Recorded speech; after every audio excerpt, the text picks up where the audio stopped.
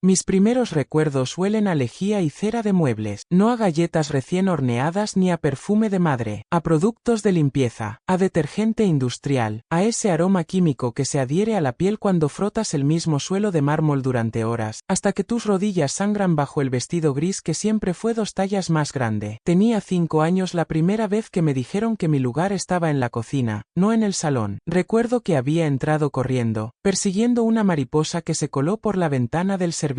Era blanca, con manchas doradas en las alas. Yo reía. Creo que fue la última vez que reí así, sin miedo, sin pensar en las consecuencias. ¿Qué haces aquí? La voz de la señora Valeria me congeló en el centro de la alfombra persa, esa que costaba más que todo lo que yo podría tocar en mi vida. Las niñas como tú no entran al salón principal. Vete. Ahora. No dijo mi nombre. Nunca lo hacía. Yo era la niña, la pequeña, tú. Nunca Lucía, aunque ese era el nombre que aparecía en el pequeño brazalete de hospital que guardaba bajo mi almohada, el único objeto que me dijeron que trajeron conmigo cuando llegué a esta casa. La mansión santillana no era solo grande, era un universo entero construido sobre secretos. 3 pisos de piedra, techos abovedados que amplificaban cada susurro, pasillos que se extendían como venas oscuras conectando habitaciones que nunca me permitieron ver. Había un ala este donde solo entraba la familia. Yo vivía en el ala de servicio, en un cuarto sin ventanas junto a la despensa, donde el olor a cebolla y patatas podridas se colaba cada noche. Desde pequeña, mis días tenían un guión que nunca variaba. Me despertaba a las 5 de la mañana, cuando la casa aún dormía. Bajaba descalza las escaleras de servicio, nunca la escalera principal, eso estaba prohibido, y comenzaba a preparar el desayuno para la familia. Doña Valeria quería sus tostadas exactamente doradas, ni más ni menos. Don Rodrigo, el dueño de la casa, tomaba su café solo, hirviendo, en la taza de porcelana con el escudo familiar. Nunca me miraba cuando le servía. Sus ojos pasaban sobre mí como si fuera parte del mobiliario. La señora Valeria era quien dictaba las reglas. Alta, delgada como un sauce, con ese moño tirante que parecía estirarle la piel del rostro. Siempre vestía de colores oscuros, siempre olía a perfume francés caro y a algo más, algo que me costó años identificar, amargura destilada. Me hablaba con una mezcla extraña de desprecio y algo que, mirando atrás, podría haber sido miedo. Aprende a ser invisible, me decía mientras me enseñaba a limpiar los cristales. Una buena sirvienta no se ve, no se oye, no molesta. Está ahí solo cuando se la necesita. Así que aprendí a desaparecer, a caminar pegada a las paredes, a bajar la mirada cuando alguien de la familia pasaba, a comer las sobras en la cocina, de pie, rápido, antes de que alguien notara que había tomado una pausa. Aprendí que mis manos existían para servir, nunca para recibir, que mi voz era un error que debía corregirse con silencio. Pero había momentos, pequeños fragmentos de tiempo, donde algo no encajaba, como aquella tarde cuando tenía 7 años. Estaba limpiando el estudio de don Rodrigo, siempre cuando él no estaba, y encontré un portarretratos volteado hacia la pared. La curiosidad infantil me ganó. Lo giré. Era la fotografía de una mujer joven, hermosa, con ojos grandes y oscuros, sonriendo frente a una fuente que reconocí. Estaba en el jardín trasero de la mansión. Llevaba un vestido de verano blanco y tenía una mano sobre su vientre, ligeramente abultado. Suelta eso inmediatamente. La voz de Valeria me atravesó como un cuchillo. Solté el marco, que cayó con un golpe seco sobre el escritorio. Ella cruzó la habitación en 3 zancadas, me agarró del brazo con una fuerza que me dejó marcas moradas durante días y me arrastró fuera. Nunca, ¿me oyes? Nunca toques las cosas de esta familia. No eres parte de ella. No tienes derecho. Me encerró en mi cuarto el resto del día, sin cena. Pero lo que me mantuvo despierta esa noche no fue el hambre. Fue la forma en que había dicho esta familia. Como si existiera una línea invisible que me separaba de ellos. Una frontera que yo no debía cruzar jamás. Y sin embargo, había momentos donde esa línea se difuminaba. Como cuando don Rodrigo se quedaba mirándome durante la cena, con una expresión que no sabía descifrar. No era odio, no era indiferencia, era algo que parecía dolor contenido, culpa tal vez, o quizás solo mi imaginación desesperada buscando alguna conexión humana en esa casa de hielo. O cuando la tía Carmela, hermana menor de Valeria, venía de visita. Era diferente al resto, más suave, a veces me traía dulces a escondidas, me preguntaba cómo estaba, me llamaba por mi nombre. Una vez, cuando tenía 9 años, me encontró llorando en el jardín después de que Valeria me golpeara por romper un plato. Pequeña Lucía Lucía, me había dicho, arrodillándose junto a mí, manchando su vestido caro con el pasto mojado. No llores, las lágrimas no cambian nada en esta casa. Pero quiero que sepas algo, tú eres más de lo que ellos te dicen que eres. ¿Qué quieres decir, tía Carmela? Sus ojos se humedecieron. Me acarició el cabello, ese gesto que anhelaba cada segundo de cada día. Algún día lo entenderás, algún día toda la verdad saldrá a la luz, y cuando eso pase, prometo que estaré de tu lado. No entendí entonces, ¿qué verdad? ¿Qué lado? Pero Valeria apareció en la puerta del jardín, y Carmela se puso de pie rápidamente, alejándose de mí como si mi cercanía pudiera contaminarla. Esos momentos me confundían, me hacían albergar esperanzas estúpidas, infantiles, de que tal vez había un error, de que tal vez yo no era solo una sirvienta, de que quizás, en algún universo alternativo, yo también pertenecía a esta familia. Pero luego llegaba la noche, y volvía a mi cuarto sin ventanas, y la realidad me aplastaba de nuevo. Los años pasaron como páginas arrancadas de un libro que nunca me dejaron leer. A los 12 años, mi rutina se había intensificado. Ya no era solo limpiar y servir el desayuno. Ahora enceraba todos los pisos de la planta baja, lavaba la ropa de toda la familia a mano, la lavadora era solo para emergencias, planchaba durante horas las camisas de don Rodrigo hasta que quedaran perfectas, sin una sola arruga. Valeria se había vuelto más estricta, como si mi crecimiento fuera una amenaza personal. Me prohibió dejarme el cabello suelto, siempre en una trenza apretada, hacia atrás, sin un solo mechón fuera de lugar. Nada de joyas, ni siquiera el brazalete de hospital que tanto significaba para mí. Me lo quitó una mañana, sin explicación, y nunca lo volví a ver. No necesitas adornos, me dijo. No eres una señorita, eres personal de servicio. La diferencia entre ellos y yo se marcaba en cada detalle. Ellos comían en el comedor, con manteles de lino y cubiertos de plata. Yo comía en la cocina, con un plato desportillado, lo que sobraba. Ellos dormían en habitaciones con ventanas enormes que daban al jardín. Yo en mi cuarto oscuro que olía a humedad. Ellos tenían nombres, apellidos, historia. Yo solo era la chica de servicio. Pero la mansión seguía susurrando sus secretos. Había una habitación en el segundo piso, al final del pasillo este, que siempre estaba cerrada con llave. La puerta era de madera oscura, con tallados complejos de rosas y espinas. Nunca vi a nadie entrar o salir. Una vez le pregunté a Matías, el mayordomo principal, qué había allí. Matías era un hombre mayor, de 60 y tantos años, que llevaba trabajando para los Santillana desde antes de que yo naciera. Tenía esa habilidad de estar presente sin ser visto, de escuchar todo sin parecer que escuchaba nada. Era el único que a veces me trataba con algo parecido a la amabilidad. Esa habitación está cerrada por una razón. Niña, me dijo ese día, mientras pulía la plata. Hay cosas en esta casa que es mejor no conocer. Pero, ¿qué hay dentro? Me miró largo rato, como evaluando algo. Finalmente suspiró. Recuerdos, recuerdos que duelen demasiado como para dejarlos salir. No dijo más, pero esa noche, cuando todos dormían, subí al segundo piso. Mi corazón latía tan fuerte que pensé que me delataría. Me acerqué a la puerta prohibida, puse mi mano sobre la madera fría, y entonces lo sentí, un peso, una tristeza tan profunda que parecía emanar de las paredes mismas. Escuché pasos, me escondí detrás de una columna, conteniendo la respiración. Era don Rodrigo. Subía las escaleras lentamente, como un hombre que carga el mundo sobre sus hombros. Se detuvo frente a la puerta cerrada, sacó una llave de su bolsillo, y por un momento, solo un instante, su mano tembló. Abrió la puerta apenas unos centímetros. Desde mi escondite no podía ver el interior, pero escuché su voz, quebrada, susurrando, perdóname, Dios, perdóname por todo. Luego cerró la puerta y bajó las escaleras. Yo me quedé ahí, temblando, sin entender nada pero sabiendo, con esa certeza visceral que a veces tenemos, que lo que fuera que estuviera en esa habitación tenía que ver conmigo. No sabía cómo ni por qué, solo lo sabía. Al día siguiente intenté encontrar la llave. Busqué en el estudio cuando don Rodrigo salió. Revisé cada cajón, cada escondite posible. Nada. Valeria me descubrió a medio registro. ¿Qué demonios haces aquí? Yo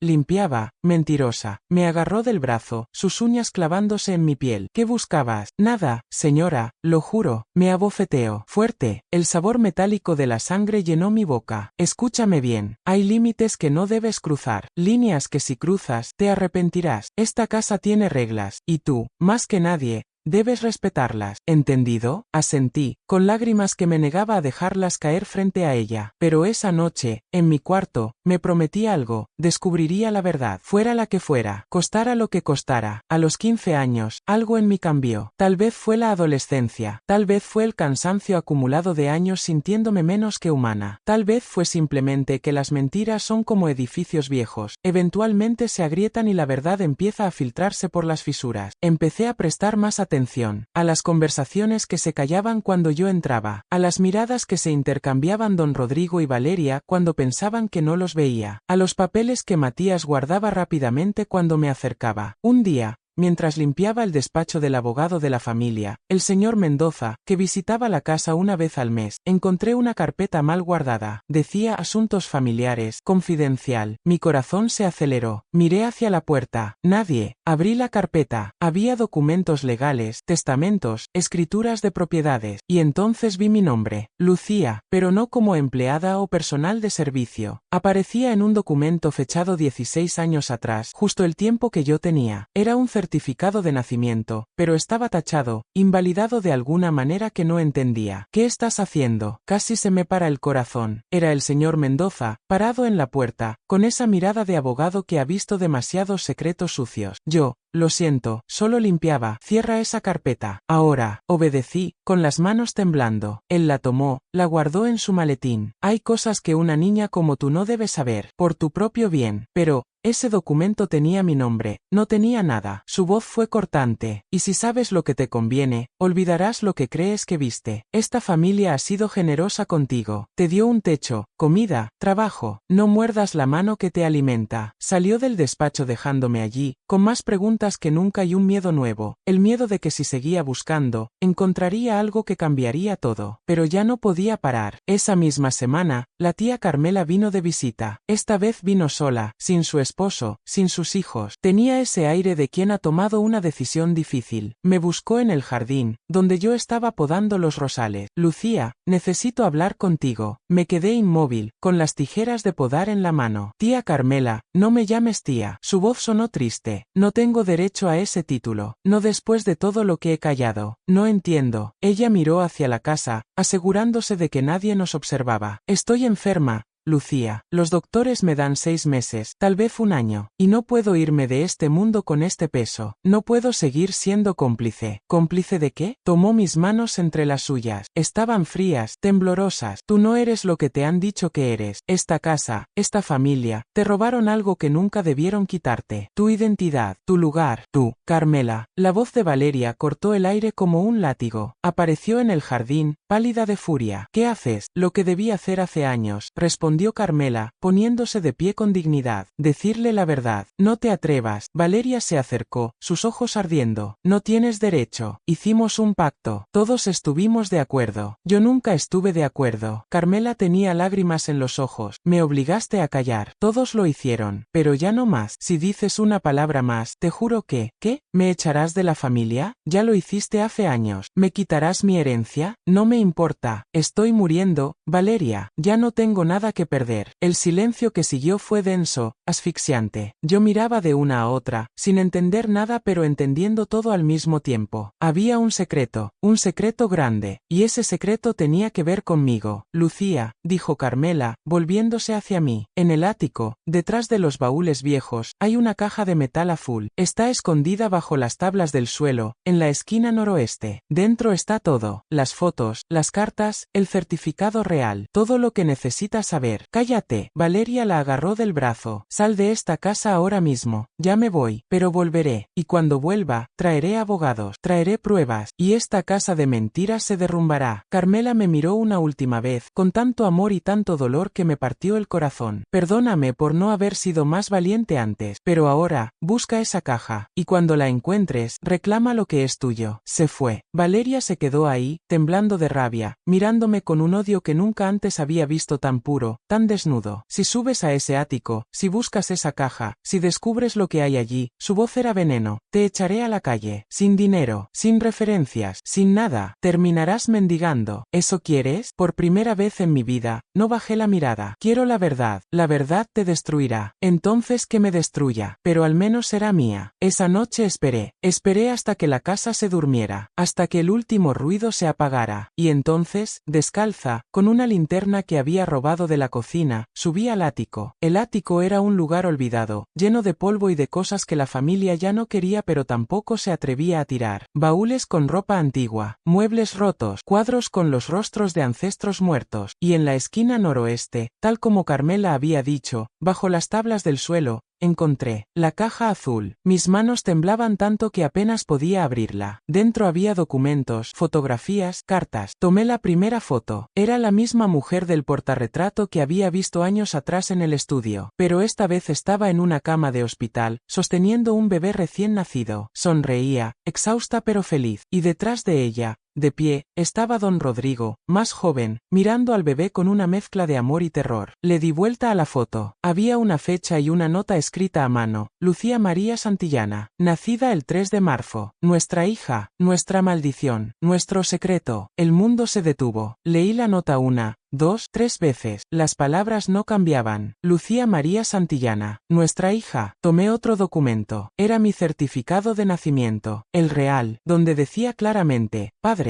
Rodrigo Santillana Mendoza, madre, Isabella Cristina Romero. No era una sirvienta, era su hija. Las lágrimas empezaron a caer, imparables, mientras revisaba carta tras carta. Cartas de Isabella a Rodrigo, rogándole que reconociera a su hija. Cartas de Valeria, la esposa legítima, exigiendo que me sacaran de la casa o que al menos me escondieran, que nadie supiera. Cartas de abogados arreglando papeles falsos, creando una identidad ficticia para mí, borrando mi verdadero apellido. Y finalmente, una última carta, de Isabella, escrita con letra temblorosa. Rodrigo, me estoy muriendo. Los doctores dicen que es cuestión de días. Tú ganas, Valeria gana. Pero te suplico una cosa, cuida de Lucía. Es inocente en todo esto. Es tu hija, sangre de tu sangre. No la conviertas en un fantasma para proteger tu matrimonio. No la hagas invisible para preservar tu apellido. Prométeme que cuando sea mayor, le dirás la verdad. Prométeme que le darás el lugar que le corresponde. Prométeme que al menos, aunque sea solo una vez, le dirás que la quieres. Adiós, mi amor. Adiós, mi cobarde. Isabella. Cerré la caja y me abracé las rodillas, sollozando en la oscuridad del ático. Toda mi vida había sido una mentira. Me habían robado mi identidad. Me habían convertido en sirvienta de mi propia casa. Me habían hecho creer que era menos que nada, cuando en realidad era la hija del dueño de la mansión. Don Rodrigo era mi padre. Valeria, la mujer que me había maltratado durante años, sabía la verdad desde el principio. Y yo había limpiado su casa, servido su comida, obedecido sus órdenes, sin saber que tenía el mismo derecho a ese apellido, a esa herencia, a esa vida que sus otros hijos, porque había otros hijos. Valeria había tenido dos, Sebastián y Elena. Yo los veía crecer desde lejos, con sus tutores privados, sus viajes al extranjero, sus vidas de privilegio. Eran mis hermanos, y nunca lo supe. La rabia que sentí en ese momento fue como fuego líquido en mis venas. No era solo dolor, era furia, era indignación, era una vida entera de humillación que de pronto tenía nombre y rostro. Me sequé las lágrimas, guardé todo en la caja, y bajé del ático con una certeza nueva y terrible. Iba a reclamar mi identidad, iba a enfrentarlos a todos, y esta vez, no iba a permitir que me silenciaran. A la mañana siguiente bajé a desayunar con la caja azul en mis manos. No me puse el uniforme gris, me puse mi mejor ropa, que no era gran cosa, pero era mía. Me solté el cabello, y entré al comedor. La familia estaba desayunando. Don Rodrigo leyendo el periódico, Valeria tomando su café, Sebastián, de 24 años, revisando su teléfono, Elena, de 22, pintándose las uñas. Cuando entré, todos levantaron la vista. Valeria casi escupe el café. ¿Qué significa esto? ¿Por qué no estás en la cocina? ¿Por qué llevas esa caja? Puse la caja sobre la mesa, con fuerza. Los platos temblaron, porque ya no soy su sirvienta. Silencio mortal. Don Rodrigo dejó caer el periódico. Su rostro perdió todo el color. Lucía, no. Mi voz salió más fuerte de lo que esperaba. No me llames así, no de esa forma, no después de años de ignorarme. Quiero que todos vean esto. Abrí la caja, saqué las fotos, los documentos, las cartas, los esparcí sobre la mesa del desayuno, sobre los manteles de lino, mano, entre las tazas de porcelana. Esta es Isabella Romero, ¿verdad? Señalé la foto. Mi madre, la mujer con la que tuviste una aventura, don Rodrigo. O debería decir, papá. Elena ahogó un grito. Sebastián se puso de pie de golpe. ¿De qué estás hablando?, preguntó Sebastián. ¿Qué es todo esto? Esto, dije, tomando mi certificado de nacimiento, es la prueba de que soy hija de Rodrigo Santillana, de que ustedes son mis hermanos, de que esta casa también es mi casa, de que durante 16 años me trataron como basura cuando en realidad soy parte de esta familia. Valeria se puso de pie, con las manos temblando. Guarda eso, ahora mismo. No tienes idea de lo que estás haciendo. Sé exactamente lo que estoy haciendo. Miré a don Rodrigo directamente a los ojos. ¿Es verdad? ¿Soy tu hija? Él abrió la boca, la cerró, miró a Valeria. Ella negó con la cabeza, desesperada, pero yo no iba a dejar que evadiera la pregunta. Respóndeme, grité, después de años de silencio, de mentiras, de convertirme en tu sirvienta. ¿Soy o no tu hija? La voz le salió quebrada. Sí, esa simple palabra hizo que el mundo se detuviera. Sebastián miraba a su padre con horror. Papá, ¿qué? Sí, repitió don Rodrigo, ahora más firme, como si decirlo en voz alta liberara algo en él. Eres mi hija. Isabella fue alguien especial. Nos enamoramos. Fue una locura. Valeria y yo estábamos pasando por un mal momento. No es excusa, pero sucedió. ¿Y tú naciste? ¿Y decidiste esconderme? ¿Convertirme en sirvienta? Las lágrimas volvían, pero esta vez eran de rabia. ¿Cómo pudiste? Valeria intervino, su voz llena de veneno. Porque yo no iba a criar a la bastarda de mi marido como si fuera mía. Ya fue suficientemente humillante saber que existías. No iba a darte mi apellido, mi casa, mi vida. No es tu casa, es nuestra casa. Mi voz sonó más fría que nunca. Y legalmente, tengo tanto derecho como Sebastián y Elena. Tú no tienes ningún derecho, siseó Valeria. Eres hija de una amante.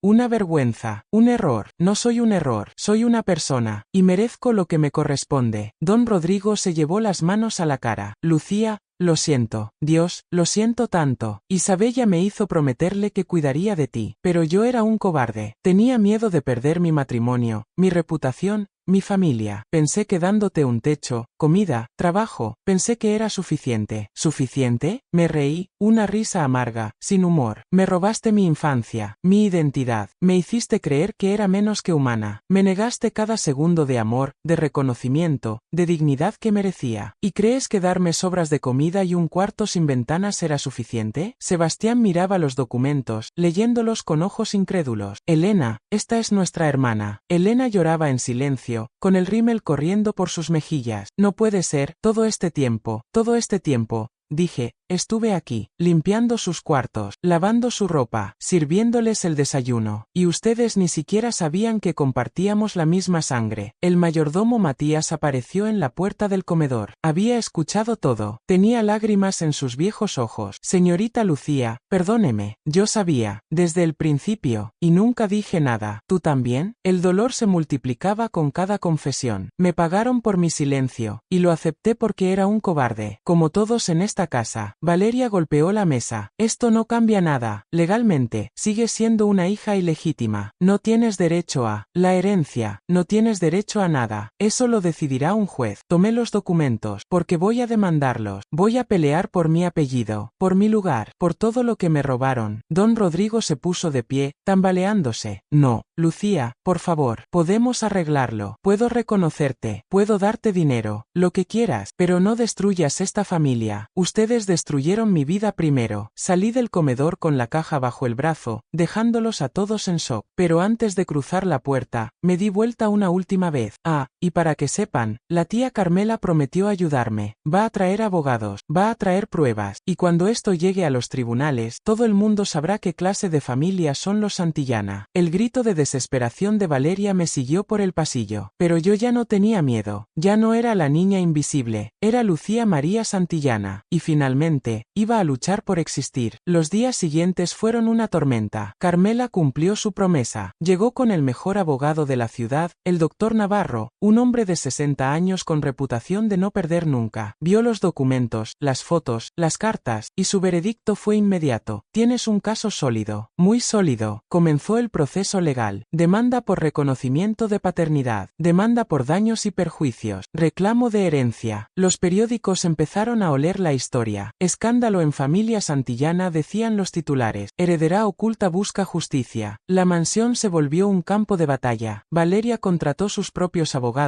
un equipo completo dedicado a destruir mi credibilidad. Intentaron decir que los documentos eran falsos, que Isabella había mentido, que yo era una oportunista. Pero las pruebas eran irrefutables, especialmente cuando el doctor Navarro ordenó una prueba de ADN. Don Rodrigo no tuvo más remedio que aceptarla. Cuando llegaron los resultados, fue oficial, 99,9% de probabilidad de paternidad. Yo era, legal y científicamente, su hija. Esa noche, don Rodrigo vino a mi habitación. Ya no dormía en el cuarto de servicio. Carmela me había llevado a su casa mientras duraba el proceso, pero yo había vuelto a la mansión a recoger mis cosas. Tocó la puerta, suavemente. «¿Lucía? ¿Puedo pasar?» No respondí, pero él entró de todos modos. Se veía acabado, más viejo, como si el peso de sus mentiras finalmente lo hubiera aplastado. «Sé que no tengo derecho a pedirte nada», dijo, quedándose en la puerta. «Sé que no tengo derecho ni siquiera a estar aquí, pero necesito que sepas algo». «¿Qué?» Mi voz sonó más dura de lo que pretendía. «Que no pasó un solo día en que no pensara en ti, en lo que te estaba haciendo, en la injusticia. Cada vez que te veía limpiar, servir, obedecer, cada vez me odiaba un poco más, pero no lo suficiente como para detenerlo. No», se le quebró la voz, «no lo suficiente, y eso es algo con lo que tendré que vivir el resto de mi vida». «¿Por qué?», le pregunté, finalmente mirándolo. «¿Por qué no me reconociste? ¿Por qué dejaste que Valeria me tratara así?» «Porque era un cobarde». Se sentó en el suelo, la espalda contra la pared. «Isabella era el amor de mi vida». Sé que suena terrible, pero es verdad. Valeria y yo nos casamos por conveniencia, por las familias, por el negocio. Pero Isabella, ella era luz, era risa, era todo lo que yo no era. Cuando quedó embarazada, le rogué que abortara. Dios, todavía me odio por eso. Pero ella se negó. Dijo que iba a tenerte con o sin mi apoyo. Y lo hizo. Y murió en el proceso. Complicaciones en el parto. Se desangró. Y yo no estuve ahí. Estaba con Valeria en un evento social, sonriendo para las fotos mientras la mujer que amaba moría sola. Las lágrimas corrían por su rostro. Cuando me avisaron, ya era tarde. Fui al hospital y te vi. Eras tan pequeña, tan perfecta, y lo único que podía pensar era que Isabella había muerto por ti, y que yo te odiaba y te amaba al mismo tiempo. ¿Y elegiste odiarme? Elegí la cobardía. Le prometí a Isabella que cuidaría de ti, pero Valeria dijo que solo lo haría bajo sus términos, que podías vivir en la casa, pero como empleada, que nadie sabría la verdad. Y yo